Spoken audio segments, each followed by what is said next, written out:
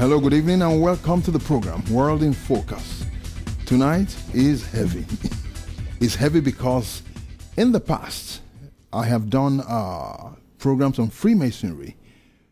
It was very difficult, really, to get anybody come forward to defend the corner for the Freemasons. But tonight, I want you to get on the phone right now. Tell your friends, your relatives, and your neighbors. Tell them it's happening right now on this channel. Because tonight, the topic is going to be really, really interesting. We're going to have fun, get more understanding as to, about the organization itself, Freemasonry. And then we see whether Freemasonry is compatible with the Christian faith. That's what we'll be looking at tonight. For 1 hour, we'll be talking amongst ourselves here to know what's what. But on the other hand, at 10 o'clock, we'll open the phone lines to hear from you. I know a lot of people would want to get through to ask questions or make contributions. When we get to that point, please make sure your contribution is short and sharp so that we can get as many people as possible to get through. But in the meantime, some of you already know the email address. It's live@talkgod.com, live@talkgod.com. You can get them streaming in because we will surely read them out. So tonight we have two wonderful men in the studio. One of them is called Mr. I said just simply, we should call him Mr. Robert Gilbert. He's an individual Freemason and a Christian, according to him. And he is here in his own capacity to just, talk about Freemasonry as to whether it is compatible with the Christian faith. And I just tell you a bit about him before he tells us a bit about himself and his beliefs. Well, I won't tell you when he was born because he's got a lot of experience behind him. He is currently completing his doctoral dissertation on publishing in Victorian England. And he's a father of 5 children, now adults, and 3 grandchildren. Actually, he is also a writer and editor of numerous books and papers in the fields of esotericism, mysticism, literary criticism, biography, and bibliography. And there's another bit about him here, because he was actually in the Anglican Church. But in 1988, distressed by the direction taken by his church, he began to be a regular attendant at the New Christian Church, which was founded to propagate the view of Christianity presented by Emanuel Swedenborg. That name sounds familiar to me, Swedenborg. He has not been required to give up his traditional view of the Trinity, nor to accept the whole of Swedenborg's ideas, but he does accept the divinity of Christ, the survival of human beings after bodily death, and the internal as well as external nature of the Old and New Testament.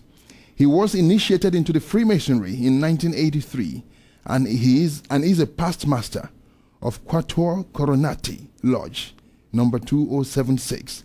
In 1997, he served as a Prestonian lecturer for the United Grand Lodge of England and was for some years editor of the Masonic research journal Ars Quattuor Coronatorium. I hope I'm pronouncing it well.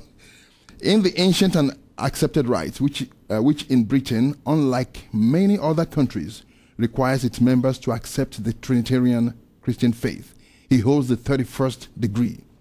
So, and in addition to these affiliations, he is a former member of the Societas Rosicruciana in Anglia and a member of the Order of the Rose and Cross, both of which bodies require their members to accept the Trinitarian Christian faith.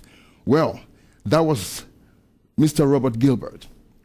And on the other corner, not really on the other corner, I got with me Reverend John Ortiz. He is presently pastor evangelist of Westminster Presbyterian in Corpus Christi, Texas, which is a church plant of the Reformed Presbyterian Church in the United States. From 1986 to 87, he served on the Special Freemasonry Study Committee appointed by the General Assembly of the Presbyterian Church in America.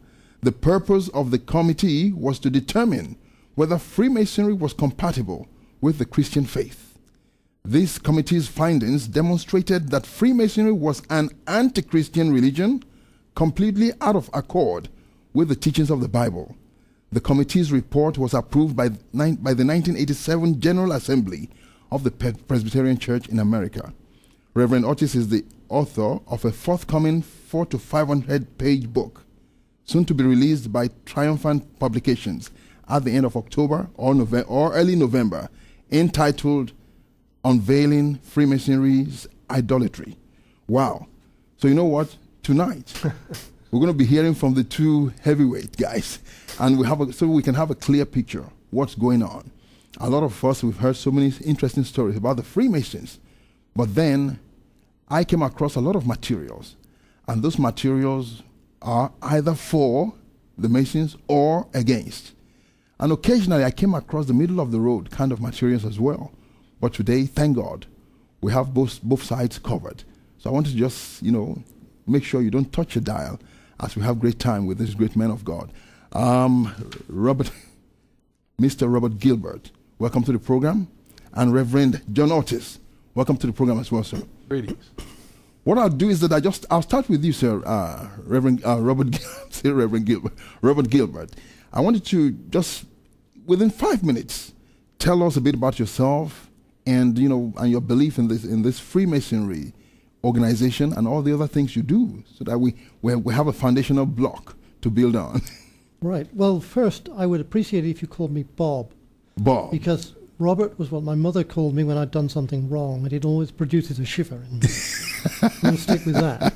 Now, I must, right at the beginning, state that it is not correct to say Freemasonry is a religion. It is not. My religion is Christianity.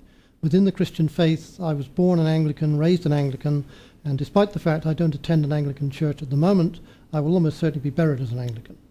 So that's where I lie, in what I would like to call the Reformed Catholic tradition. It's the best way of putting it.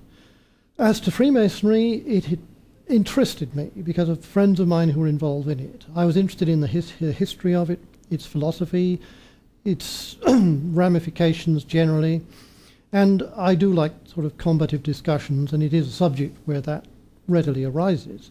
But I would not have entered it had I not felt it was compatible with my faith, because that to me would have stopped me completely. So I should add that whereas in England, I'm talking about English Freemasonry, which is what I know best, and that is under the United Grand Lodge of England. Up until 1964, anyone who wished to become a Freemason in this country was required to go as part of their obligation to accept, albeit symbolically, certain physical penalties if they betrayed the apparent secrets, which I felt was a repellent thing. That was removed, and it was no longer a requirement from 1964 onwards, and I was too young. From 1964? From 1964 onwards, okay. So that doesn't exist anymore. And I was quite content to take an obligation which required me just to be a decent, upright, and a man of integrity, and not someone who would be unworthy. So that takes care of that. My career in Masonry I have enjoyed. I have been fortunate in that I was given the honour of giving one of the major lectures for United Grand Lodge, in which I chose to talk about the way Freemasonry has been portrayed in literature. And of course, in literature generally, just as much as within religious circles and political circles as well, I'll come to that, Freemasonry has been attacked, sometimes with justice, but usually unfairly. The principal sources of argument have usually been the fact that we are considered to be followers of a religion, which is not the case, but we'll no doubt discuss that further. And the idea that somehow we were undermining society, which is of course a nonsense. We do nothing of the sort. And that in some way Freemasons and Freemasonry are disreputable. Well, I have never found anything to show this to be the case.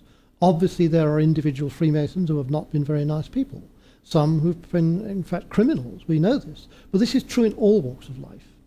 We do not say just because you will find one pastor or minister or priest who is wicked, the whole of the ministry is wicked. And we certainly wouldn't condemn a religion just because some